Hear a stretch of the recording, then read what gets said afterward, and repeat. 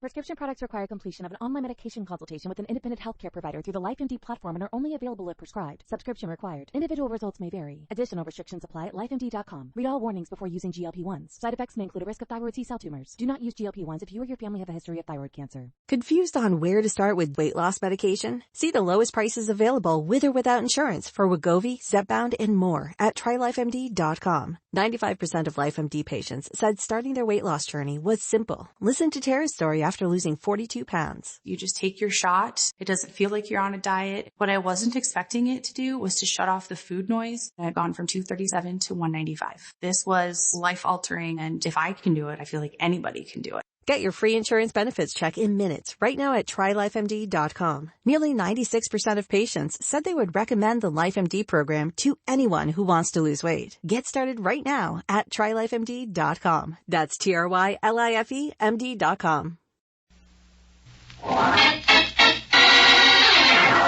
Danger, Dr. Danfield.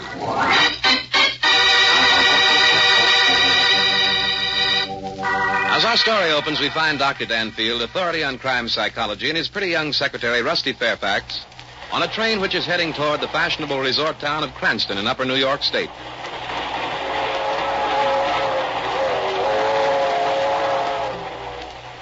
Wake up, Dan. It's 8:30. We're almost in Cranston. Hello, Rusty. Did you have a nice sleep? How could anyone sleep in these club chairs? I didn't even try. I've been worrying. Worrying? Worrying about what? You. Me? Come, my dear. You know there's no need to worry about me. This time there is.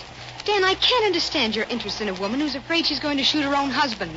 There are lots of women who shoot their husbands every day. It isn't quite as common as that, Rusty, but I agree with your views, generally speaking. Here, I'll get our suitcases down. Then why this sudden departure from New York following a telephone call with Nola Jerrolds? There's an unusual aspect of the case I neglected to mention to you. There. Nola Jerrolds suffers frequently from spells of amnesia. What's that unusual? A lot of women do. It will be unusual if Victor Jerrold, Nola's husband, is one day found dead and his wife is accused of murdering. Oh, that seems pretty far-fetched. And here we are. Let's go. It isn't far-fetched at all, Rusty. Nola Jerrold admits a desire to kill her husband, and she also admits being a victim of amnesia. So what? Well, suddenly Victor Jerrold is murdered. Nola can't remember where she was at the time. Now, the real murderer takes advantage of the opportunity to pin the crime on Nola. Well, Cranston seems to be nothing more than a whistle stop. That sounds like a situation right out of a detective story. Before you go any further, let me ask you some questions. Of course. Here, let's see if we can find a cab. What if Victor Jerrold isn't found murdered? What if Nola Jerrold does remember where she was? What if there isn't any real murderer who tries to pin the crime on her? Oh, I see what you mean, Rusty. In other words, if Victor isn't found murdered, then there can't be a murderer. I agree. However, I have some news for you, Rusty. Oh? Yes, Victor Jerrold was found dead 3 days ago. Here we are. Taxi, folks. Drive you anywhere in town for $1. Well, that's fair enough. Hop in, Rusty. Yeah, here's your $1, driver. Take us to the Victor Jerrold home, will you? Okay, mister. Dan, was Victor Jerrold shot? Yes, there was a bullet hole in the back of his head. The gun with which he was shot has not yet been found. Well, why didn't you tell me? Nola Jerrold, his wife, was suffering from an attack of amnesia at the time. She can't remember where she was. She has no witnesses to prove it wasn't she who committed the crime. Well, for goodness sake, and all the time I thought Local police chief, Walt Ulrich, called this morning and asked if I'd come up and do what I could. Yeah, Chief Ulrich is a friend of Captain Otis. Naturally, I said I would. But why? For several reasons, Rusty. First, before Victor Jerrold was found murdered, Nola called me and told her side of the story. And second, since Chief Ulrich is a friend of Captain Otis, I could hardly turn down his request. And what's the third reason? Curiosity, my dear. I have a theory. I also have a list and description of 4 people who Chief Ulrich believes had good motives to murder Victor Jerrold. Now, if my theory is correct, I'll be able to identify the murderer within an hour after we arrive.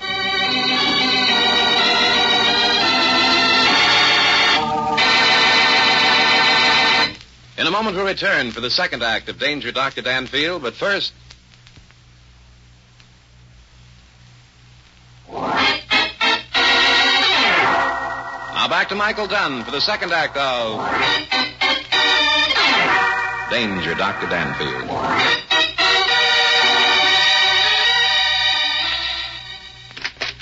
Here's Avery now. Where in the deuce have you been? Oh, don't get excited, Peter. I haven't been trying to run away. Look, there's a car coming down the road. Nothing to worry about, probably just the station taxi. More than likely it's that Danfield person, the detective that Chief Ehrlich said he was sending up. Oh, I hope so, Peggy. I don't know how much more of this I can stand. There, darling, it can't last much longer. I'm going to have another talk with Ulrich tomorrow.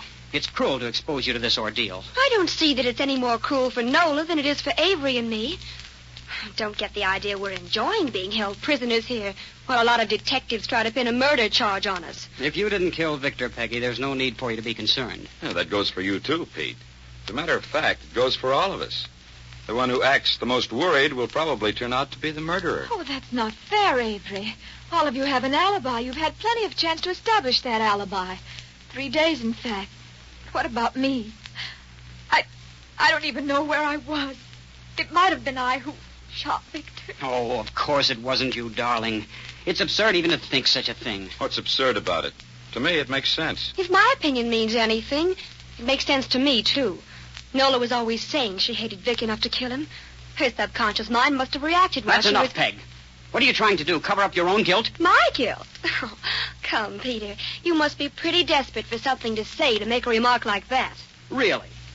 And why do you think Chief Ulrich ordered you to stay here unless he thinks you might be guilty? I've been wondering about that.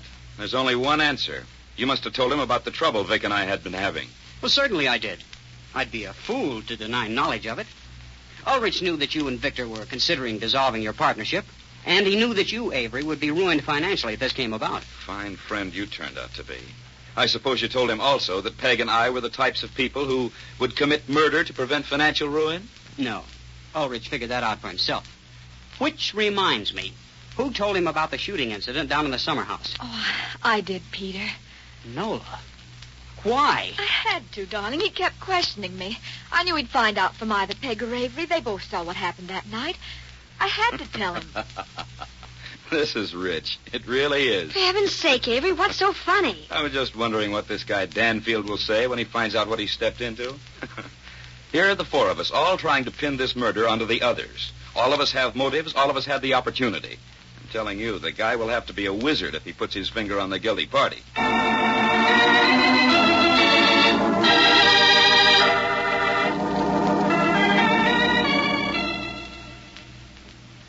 Well, Maxwell, as soon as Miss Fairfax completes our notes... Oh, here she is now. Come in, Miss Fairfax. This is Mr. and Mrs. Avery Maxwell. How do you do? Miss Fairfax. Have you completed your notes, Miss Fairfax? Yes, I've written everything down. Fine. Now then, there are our other two suspects. Look here, Danfield. Must you refer to us as suspects?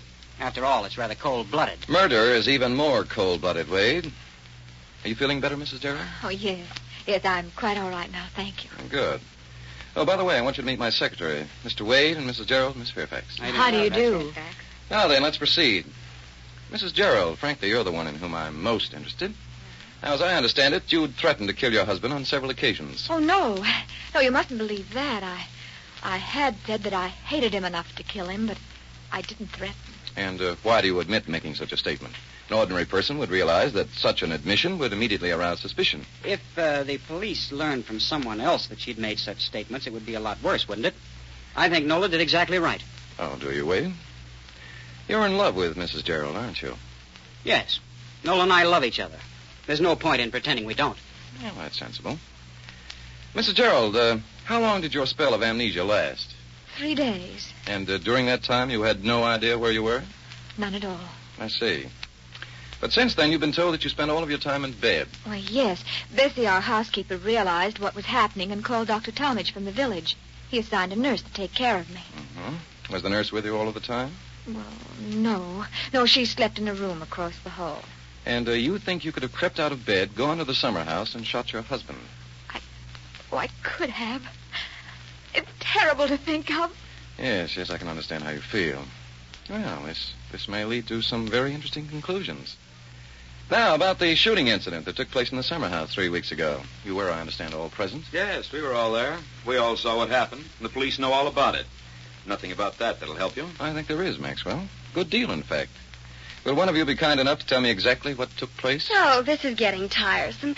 Does anybody mind if I find a good detective story to read? Oh, I'm sorry you're not as entertained as you hoped to be, Mrs. Maxwell. Well, which one of you is going to tell us about the shooting? I suppose it's up to me, since I was more involved than anyone. It was I who fired the shot, you know. Yes, we do now. Proceed, will you, please? Well, Nola and I had agreed to meet in the summer house shortly after dark. Nola arrived first. She didn't know that Victor knew of our plans and had gone there ahead of us.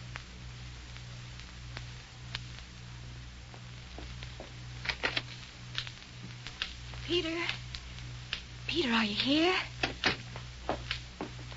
Peter?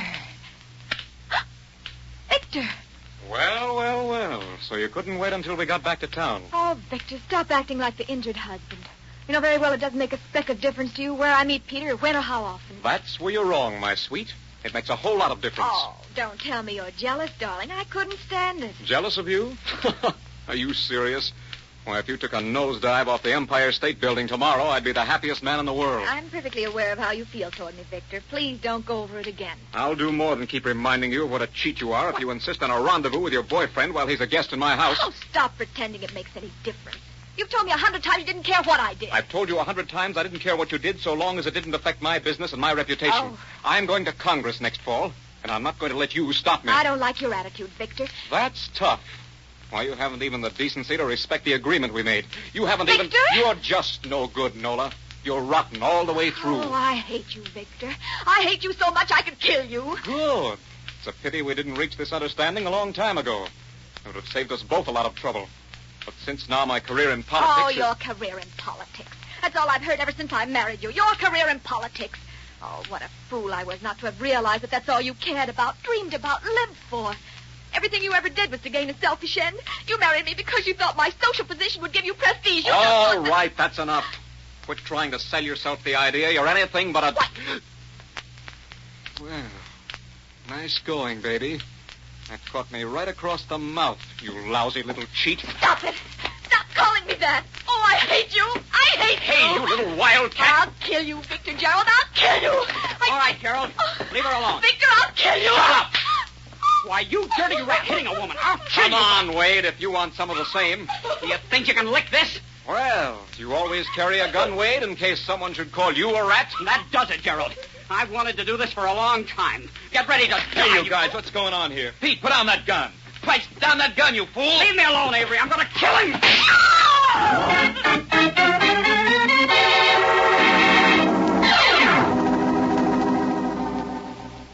Well, that's what happened. Avery knocked the gun up just as I pulled the trigger. But I don't see that it's going to help you any. Oh, quite the contrary, Mr. Wade. What I can't understand is why someone wasn't arrested if the police knew about that little incident. Victor didn't want the publicity. He's got a lot of influence. It wasn't hard to keep the thing quiet. And now, for all his pains, he's dead. He deserved to die. He was horrible. That's a matter of opinion, Mrs. Gerald. It strikes me as rather strange that only 3 weeks after this attempt was made on Victor Gerald's life, we find him entertaining the very same group of people. Victor was like that. He deliberately planned this weekend to allay any possible suspicions that outsiders might have. Oh, that sounds reasonable. Oh, Mrs. Gerald, do you mind if Miss Fairfax and I search your room? Why, no, if you think it necessary. If it's the lethal weapon you're hoping to find, Danfield, you needn't waste your time. The police have already gone over the house and grounds with a fine-tooth comb. Oh, no. It isn't the lethal weapon I hope to find, Mr. Wade. No? What then? I hope to find something that will prove that Mrs. Gerald didn't have amnesia during the time her husband was being murdered. You see, I think she's lying, and for a very definite reason.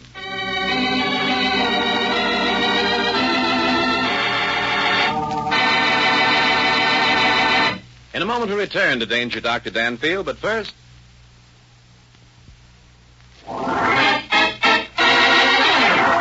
Now back to Michael Dunn for the third act of...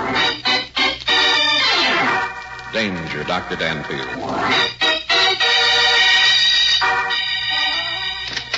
Yeah, let's go in, Rusty. This is Mrs. Gerald's room. Dan, you were guessing when you said you thought Mrs. Gerald was only pretending to have amnesia, weren't you? I never guess. You know that, Rusty. Oh, it's rather an attractive room, isn't it? But how could you possibly know she was pretending? Mrs. Gerald was too anxious to have us believe that she was a victim of amnesia. It seemed to me rather convenient that the attack should come on at the exact time her husband was being murdered. But if Dr. Talmadge Dr. said... Talmadge didn't say, Rusty. It was Peter Wade who said. The housekeeper summoned the doctor and stated that Mrs. Gerald was having a recurrence of amnesia. But Dr. Talmadge would know, wouldn't he? Probably, if he made a thorough examination. You don't think he did? I think this. Mrs. Gerald had possibly had an attack of amnesia at some time or another. She probably recovered with no ill effects. Now, when someone reports that she's again the victim of the same disease, why should the doctor become suspicious? No, perhaps you're right. I think I am. How does a doctor or anyone else determine whether or not a person is suffering from amnesia anyway? Let's look out here on the balcony. Well, there must be some way of telling. Only by clever questioning, I should think. Wow. What do you see? That lighted building over there would be the summer house, wouldn't you say? Yes, that's a summer house. Dan, you don't think... Possibly, Rusty. Possibly. The place is in direct line with this room, isn't it? Yes, and this room's on the ground floor. Mm-hmm. Was it a rifle or a revolver bullet that killed Victor Jerrold? A revolver. It'd take a high-powered rifle and an excellent marksman to hit a target at this distance. No. We're wasting time in that theory, Rusty. Come on, let's go back inside and look around some more. If we could find the revolver, it would help a lot. I doubt that the lethal weapon will ever be found. Police made a thorough search. Anyway, we won't need it. Won't need it? What do you mean by that? I mean, I think we can solve this crime without the revolver. Well, that seems to be Mrs. Jerrold's diary. I hope you're not going to read it. Women consider their diaries private property. That's what makes it strange that Mrs. Jerrold should leave her diary here in plain view. She wants us to read it. But, Dan, why should she? Let's look at the entries she made for October 24th, 5th, and 6th, and possibly we'll find the answer. Let's see here. October 22nd, 23rd. Here we are. October 24th. Oh, just as I thought. The page is blank. How about the following page? Let's see. The next entry is October 27th. See, it says, Dear Diary, for the past 3 days, my mind has been a blank. What a terrible experience not to be able to remember one thing of what happened in your life. Well, then she did have amnesia. No, Rusty, I don't think she did. But she went to great lengths to have everyone believe she did. Why? Don't ask me. Besides, if she had any ulterior motive, why would she keep saying that it might have been she who shot her husband while her mind was a blank? Because...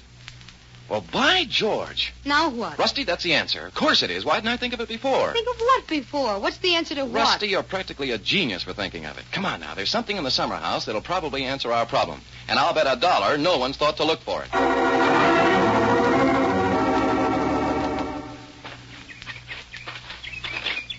I'd still like to know what it was I thought of that was so wonderful. I've already told you, my dear. It was you who remembered that Nola Jerrold kept reminding everyone that it might have been she who shot her husband. Which means absolutely nothing as far as I'm concerned. Oh, doesn't it? Well, perhaps it will in a few minutes. Here we are. Oh, say, isn't it cute? This isn't a summer house. It's a complete cottage of its own. Victor Jerrold, I understand, spent most of his time here after he and his wife became estranged. Oh, no. Leave the door open, will you please, Rusty? But if anyone sees us... That's exactly what I want, for the guilty party to see us.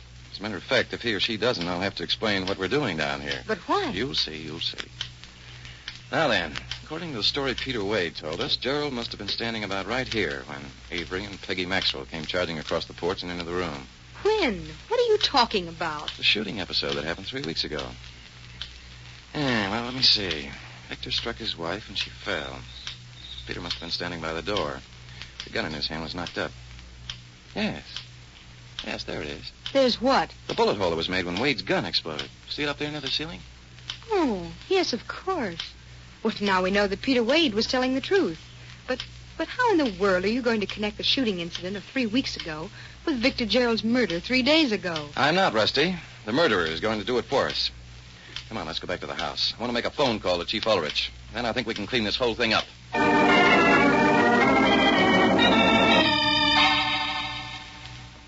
Yes, that's the way I see it, Chief Ulrich. What do you think? Yes, I quite agree. Under the circumstances, it'll be our only chance. The carpenter? No. I doubt that'll be necessary. No, I can handle it all right myself. What? Well, yes, if you'd have an officer nearby, I'd appreciate it very much. Well, thank you, Chief. Goodbye. Oh, hello, Mr. Wade. Come in. Was that you talking on the telephone? Why, yes, why? I hope what you had to say wasn't of a private nature. Oh? I just saw Avery listening in on your conversation on the extension phone in the kitchen. Oh, really? Well, it won't matter a great deal. What I had to say to Chief Ulrich wasn't particularly important. Ulrich? Hasn't he given up on this case yet? Well, naturally not. As a matter of fact, he and another officer will be out here in about an hour. An hour? Yes. Is there something wrong, Mr. Wade? No. Danfield, there's something I want to ask you. Oh, go right ahead. Suppose it were proven that it was Nola who shot Victor. I mean, when she was suffering from amnesia. Well? Could they do anything to her? I'm afraid you're asking the wrong person, Mr. Wade. I'm neither a detective nor a lawyer. I haven't the remotest idea whether they do anything to Mrs. Jerrold or not. Oh, it's driving me crazy. I'm in love with the girl, Danfield. Certainly, she couldn't be blamed for doing something that she knew nothing about. Oh, do you believe there's a chance that Mrs. Jerrold will be proven guilty? I don't know. I wish I did. You see, she'd made threats, and the idea might have been in her subconscious mind. Oh, I don't know what to do. Well, I propose that you do absolutely nothing until Chief Ulrich arrives. Oh, by the way, have you a jackknife that I could borrow? A jackknife? Yes, a small one. It's nothing much more than a penknife. Oh, that'll do admirably. Thank you. I'll return it within an hour. Okay, no hurry. But, what the heck are you going to do with a jackknife? Do? Oh, nothing. Nothing important. Now, I must find Miss Fairfax and ask her to join me in the summer house.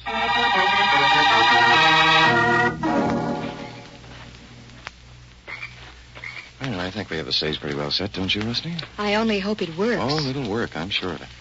Dan, look. The lights just went out in the summer house. Oh, so they did. Well, that means our little scheme is working, doesn't it? Working too well. I hope you're not going in there without a light. Well, why not? Darkness will prove an able ally for what I have in mind. What you have in mind? You mean that you're going to do something you haven't told me about? You just wait, you'll see. Here we are. It's certainly dark enough in here. Just to make sure, I'll try the light switch. Yeah, just as I thought. Someone threw the main switch.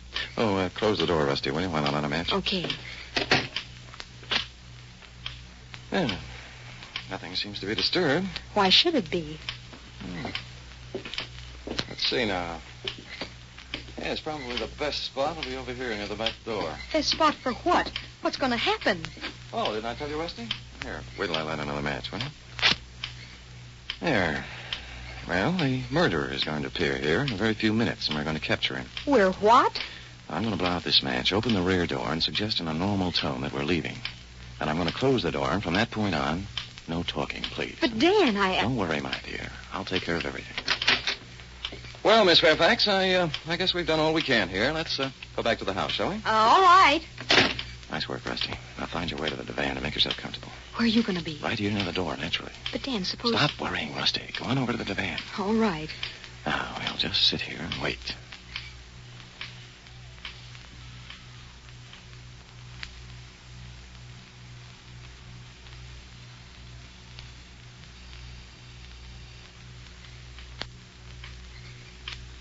Dan? Yes? How much longer do we have to wait? Not long, I'm sure. Shh, be quiet. Dan, there's someone at the front door. Well, this rather complicates things. I better... Oh?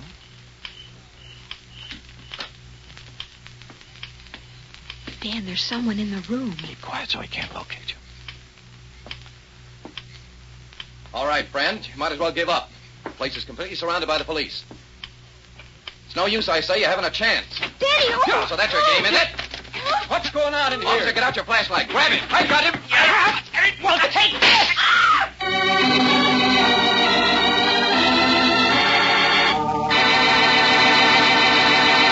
In a moment, we'll return for the conclusion of our story, but first...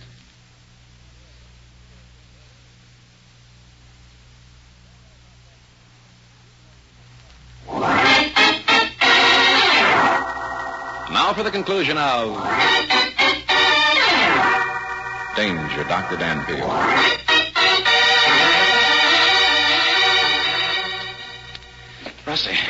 Rusty, you all right?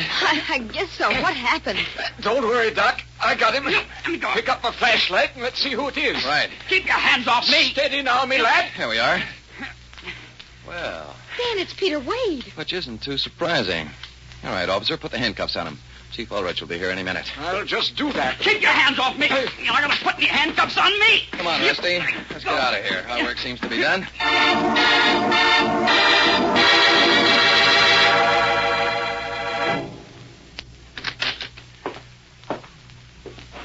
Well, come on in, Rusty. It's good to get back to the peace and quiet of the study, eh? I'll say it is. Here, I'll touch a match to the kindling. Oh, there's some Shadow Martin in the cupboard. How about it? That's a good idea. I'll get it. There we are. Now then, a glass of wine, and we'll go over our notes. Right.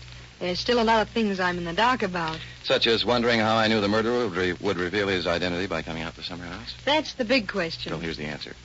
Nola Jerrold and Peter Wade had planned the murder of Nola's husband very carefully. For example, Peter deliberately planned the shooting episode 3 weeks ago because he reasoned that, no one would think he'd been fool enough to murder the man he'd previously attacked. He figured that we'd all reason that his motive was too obvious. Right.